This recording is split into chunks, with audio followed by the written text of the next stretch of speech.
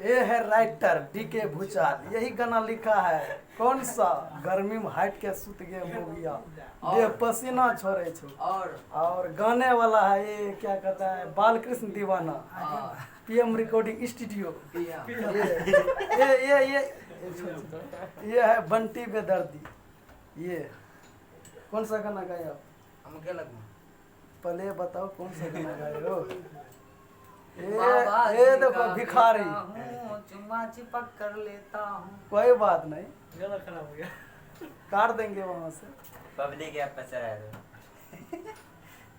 ये देखो मेरे को गाना लिखा दिया है, गाना नहीं गवाता है ये। मेरे को बहुत दिल पे चोट लगा है। ये डीके भूचाल देखता है, बहुत मेरा नंबर ब्लैक लिस्ट में डाल दिया है। क्या करूं? एक इसका सजी करना दीजिए, है इनका।